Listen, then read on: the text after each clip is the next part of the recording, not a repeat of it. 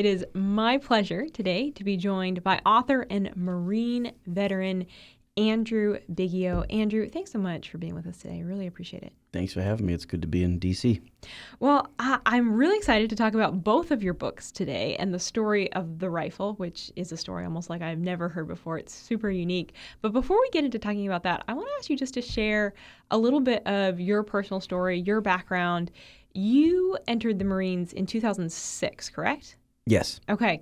Share a little bit about that experience for you and what compelled you to say, I want to serve my country in this way. Yeah, I grew up in Boston my whole life, and Massachusetts is a very patriotic state in regards to veterans.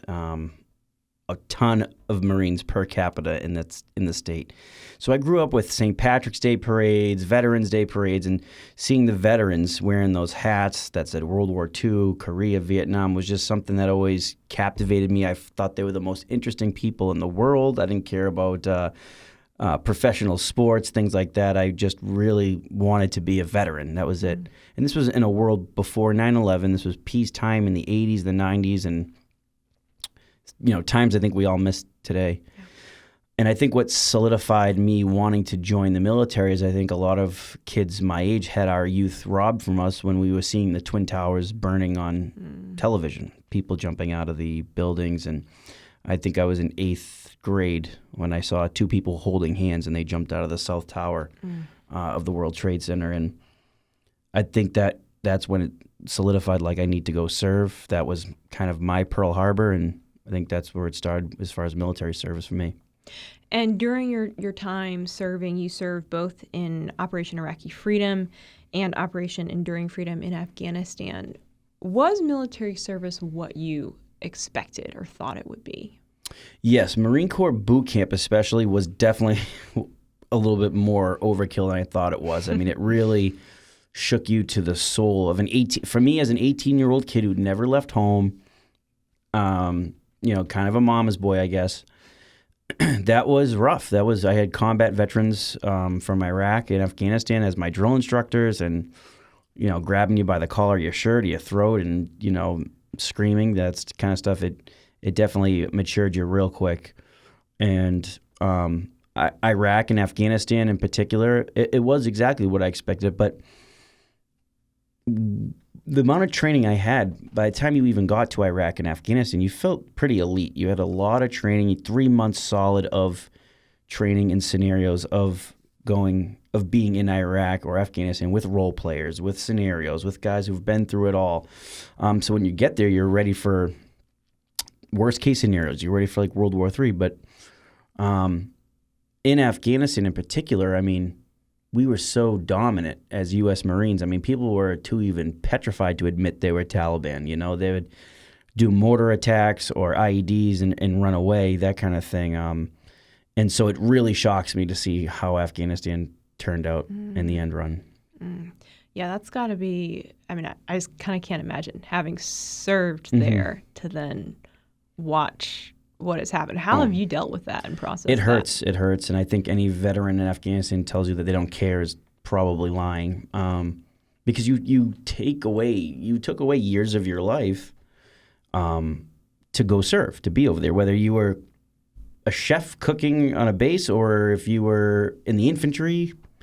You took away time from your family, took away blood, sweat, and tears. You lost, perhaps maybe you had an even worse case where you lost a friend or a comrade.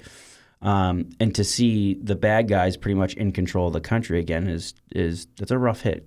It's tough. And I guess I always, when I used to meet Vietnam veterans, of course I had utmost respect for them, but in the back of my mind I would say, oh, these poor guys. I would say that in the back of my head. And now I guess I became a Vietnam veteran overnight in a way. So. How many years did you serve? 6 years. Okay. Okay. When you came back to Massachusetts, what was that adjustment like, getting back into civilian life after serving for 6 years? So I had regular bumps and certain feelings. I think college was rough because I was like looking around like, who the heck do these kids think they are? This guy just stepped on my shoes in the nightclub and didn't even apologize to me. They're all disrespectful. People are in classes with their headphones on, that kind of stuff played games with my head. But I think what I had and what I think a lot of successful veterans have was I had a strong family network when I came home. My mom and dad were there for me. They didn't care if I was a big bad Marine. They were like, you're going to college. You're giving us some money that you earned so we can put it in a savings account for you. So having that strong family network is super important so veterans don't fall through the cracks, you know? Yeah. So critical. Mm-hmm. Now, one of the things that happened after you got home was you came across a rifle. Talk a little bit about that rifle, when you found it, why you decided to buy it.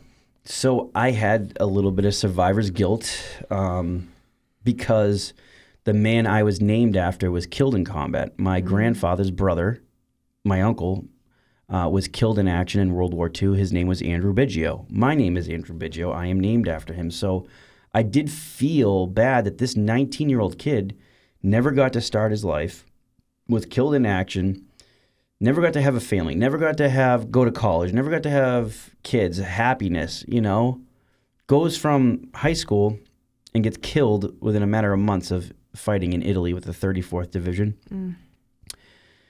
And that kind of ate me up because what happened to him that didn't happen to me? You know, why did he die and I live? And how can I do the most with his name, my namesake? And I remember my grandmother telling me she had saved some letters that he wrote home before he was killed. And I went in the shoebox one day under her bed and I pulled those letters out. And the first letter I pulled out was, "Dear Mom, today we fired the M1 Garand rifle. It's a new rifle of the time. It's going to be better than the Japanese or the Germans' rifle. I loved shooting it today at basic training." He's writing this long letter to his mother about this rifle. And I said, holy cow, I need to go get my hands on an M1 Garand rifle. I want to feel what he felt. I want to hold what he held. I want to connect with this long-lost relative, this kid who had this piece of equipment when he died. So I went out and bought one. Where'd you find it? The journey starts there. This particular one I ordered on from a gun store in Arizona, and it was shipped to my house. And when I opened it up and held it and felt it, I mean, it was like my eyes are watering now thinking about the feeling. Little did I know what would happen when I brought it to my neighbor. What happened? Because you share this story, I know in your books. Yep. But you showed that rifle to your neighbor, who was also a World War II veteran, correct? Yep. So Joe Drago, 6th Marine Division, Okinawa veteran, Battle of Okinawa, one of the worst battles of the World War II. And he was 92 at the time when I brought this rifle to his house. Wow. I wanted to see what he thought. Wanted him just to see what memories it brought back. And I walked into his house and he was bound to his reclining chair. He was skinny. He was feeble. He was old. He was 92 years old, not getting much exercise, and I put this rifle into his hands. I mean, he's hunched over at this point. And when I put that rifle into his hands and he raised it into his shoulder and started waving it around the room and pointing and smiling, and we talked about the Battle of Okinawa for like 3 hours. Wow. And soon enough, I forgot about the survivor's guilt. I forgot about being stressed as a police officer. I forgot about everything. I'm bonding with this guy. And I said, sign your name on this rifle. I always want to remember this moment. And he was so hesitant. He's like, I don't want to mark up such a beautiful weapon. And I'm like, just sign it, Joe. I always want to remember this. Because I knew he wasn't going to be around forever. I knew this was going to be a race against time. When I saw his condition, right? So I did my own military service. I went to college. I get on the police force. And then I realized, seeing his condition, we had not much time left with any World War II veteran. So I said, sign your name on that. I wanted to preserve his legacy. And he did. And when I left his house, I looked down at his name on the rifle because it said Joe Drago, 22nd Marine Regiment, 6th Marine Division, Okinawa. And I said, that was awesome. I need to get as many signatures as possible. And right here, to this date, 6 years later, I have 320 names on that rifle. You can't even see the wooden stock. The whole rifle's full of white ink names. I represented every battle, every branch of service, from soldiers from basic, you could be a cook, a sailor, to Medal of Honor recipients, Navajo code talkers, Tuskegee Airmen, Japanese Americans who fought in Italy, guys who landed on D-Day, everything. It's incredible. So you have used both a combination of this rifle to gather stories, to collect stories, and then obviously you have put these stories in both of your books. Your first book, The Rifle Combat Stories from America's Last World War II Veterans. Now this brand new book that just came out in September, The Rifle 2, Back to the Battlefield. How do you find the veterans? How do you find those that you want to share their stories, and what is their reaction when they hold that rifle in their hands? So when I got Joe's name and he fought in the Battle of Okinawa, I said, well, now I got to get someone who fought in Europe, right? And then now I got to get a guy who was in a B-17 bomber. And now I got a guy who was on Iwo Jima who might have saw the flag raising. So to hunt them down, it kind of searched by what units they served in, where they were stationed during the war. So in particular, I'll tell you how I found. So, because my uncle was killed in Italy, I said, I wonder if there's any survivors from his division or unit that were with him that day. Wow. So I looked, how I started to find men from the 34th Division was I pulled the after action reports from their division fighting in Italy. Okay. These reports, I think, became declassified in the early 2000s. You can get them on the internet now, and it has the men's names of who was killed on certain days, who was captured, who was wounded, who earned medals of valor. And I started taking those names, putting them into Google search engines, white pages, yellow pages, and then, of course, find a grave, obituaries to see if they were dead, alive. And some of the men were alive. Some of the men, I cold called them on the phone and just said, if I heard like an old voice on the end, I'd say, hello, sir, I have this rifle I want to bring to your house. And they would just hang up on me. They think I was some like scam artist. Yeah. So I would take photos of the rifle, photos of me in the military, photos of other World War II veterans who signed the rifle, mail it to their house. Dear sir, I'm not a scam artist. I just want to preserve your story. My uncle was killed with your unit. Wow. Sure enough, I'd get a letter back. I'd love to take part in this project. It's an honor. Wow. I think of the 320 veterans that signed the rifle, I only had 2 that didn't partake. Wow. And I think the 2 that didn't were just really close to end of life and didn't want any visitors, that kind of thing. It wasn't that they didn't like the project. It was just they were dealing with some stuff. Now, among all of the World War II veterans that you have spoken with and you've had the honor of sitting down with, sharing their stories in your books, is there one story that really sticks with you that maybe you continue to think about on a pretty regular basis? I use this example a lot because people say, well, it's great you got 320 names on your rifle, but what made you want to write the book? What stories? And I was visiting a man in Gardner, Massachusetts, and his name was Clarence Cormier. Clarence, and his family said, well, I don't think Dad's going to talk about it, but you can meet with him. And Clarence was with the 106th Infantry Division during World War II. And for those who don't know about that division, they had one of the biggest surrenders since the American Civil War. They had to surrender 7,000 men at the Battle of the Bulge. They were one of the first hit units, first overrun. Clarence was literally in Europe for 2 weeks, and then he became a prisoner of war. He didn't even get to fire a shot. So here's a guy who could have lied to me, told me he fought valiantly to his last bullet, and I would have ate it up because I wasn't there, and it was 75 years ago. Yeah. But he sat there and he cried to me on his couch about being captured, about getting put in a boxcar, a train, by the Germans. He was so tight inside the train, crushed up against other prisoners of war. The train started heading towards Germany once they were captured in Belgium. 2 American fighter planes, P-47s, see this German train, and they start strafing it. Little do they know they're killing their own men, that there's thousands of American prisoners. And he's telling me the story. He's crying his eyes out at age 95. And I said, oh, my God, I've never seen a 95-year-old man weep like this. Like, I was so taken back. And they broke out of the train. They got on the ground, and with their bodies, they formed the letters P-O-W, standing for prisoner of war. So when the planes were coming around again to do another strafing, they saw that the letters that said POW, and they pull up last second. And Clarence delivers this emotional testimony about this incident. Oh, my God. The tears rolling down his face. This is when I decided to put pen to paper, because his daughter grabbed me and said, I always knew my father was a prisoner of war, but I've never heard him say that story.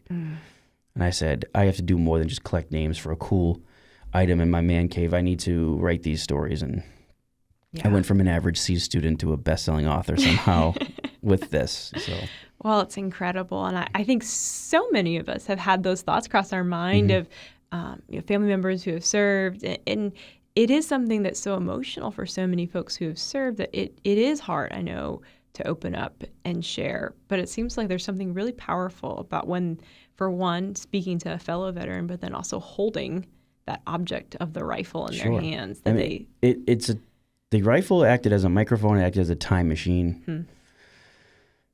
And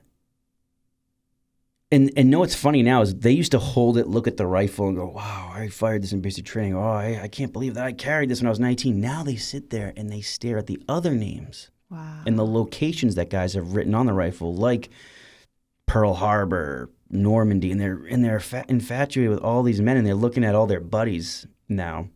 No, that's something I never brought up in other podcasts or interviews. Now that when these veterans look at the names now and they know they're only one of 150,000 World War II veterans left in the country, they're seeing all their buddies on that rifle. Yeah, and it's uniting them in a powerful way.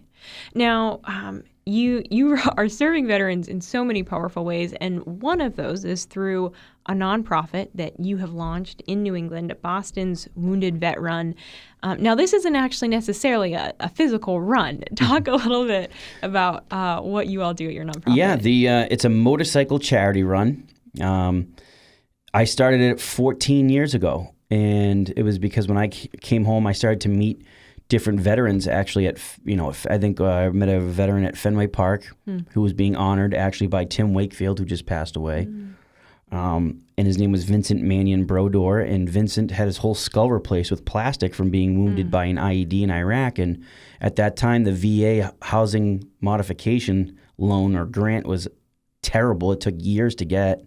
And these guys were getting discharged from Walter Reed Hospital into these homes back at their houses in Massachusetts, let's just say, and not the homes weren't modified for them. So I started a motorcycle ride for Vincent to raise money for a new roof on his house, some carpeting. And then it was such a great idea that the next year, those 300 motorcycles that showed up for year one turned into 1,200 motorcycles. Wow. And the next year, 3,000 motorcycles, 4,000. I think we've had over 5,000 people at this event in 13 years. And every year I choose different wounded veterans and give them all the money. I don't make a salary out of it. It's total nonprofit. My source of income is being a police officer. So. And when does the run happen? The motorcycle ride happen? It's the Sunday before Memorial Day. Okay. Weekend. Okay. Every year in Boston. Yep. And can anyone participate? Anyone. Doesn't matter if you have a Huffy or a Harley Davidson or a sport bike. We would love for you to come. That's awesome. Well, we'll leave a link in the show notes so that folks can find it and know how to get involved. But for all of the stories that you have been honored to tell, and just this amazing project of talking to so many veterans, what is maybe one of the greatest lessons that you feel like you have learned in this journey? Yeah, I've learned, that's a powerful question, and I got to start thinking a little bit more about that, because I learned so much, not about just being a good veteran, right, or patting myself on the back for serving 15 years ago, but a lot of these veterans taught me how to be a good dad. I'm sure a good granddad when the day comes, a good citizen, a good husband. Some of these guys are married for 75 years. And what they were able to do with their lives, where they came home from the traumatic stuff of World War II, Battle of the Bulge, fighting in the hedgerows in Normandy, maybe fighting in Burma. They come home, they went to college immediately, they got a career, they had a family, they stayed so busy, not time to dwell on things. When they retired from one job, they got another job. When they retired from that job, they did something else. They stayed so busy, and that was the key to the longevity of their life, is what I noticed. And that's what I hope to do. Yeah. I hope to they all became kind of, in a way, especially if I wrote about them, they became kind of like unofficial grandfathers to me. So I've taken a little bit from everybody, and that's what I thank them for, honestly, because sometimes I come home from work and I'm a little wrapped up ball of stress, and I would say, what would Clarence Cormier do, who was a POW for 5 months, who came home, had 5 children, became a nuclear engineer, became a successful man. His kids adore him, love him, and cried at his funeral. How can I be him, So. Yeah. I love that. Well, encourage all of our listeners, check out the website, The World War II, that's WWII-rifle.com, to learn more. Pick up a copy of both books and just learn the stories. I mean, dive in to really honoring our World War II veterans, what they have done.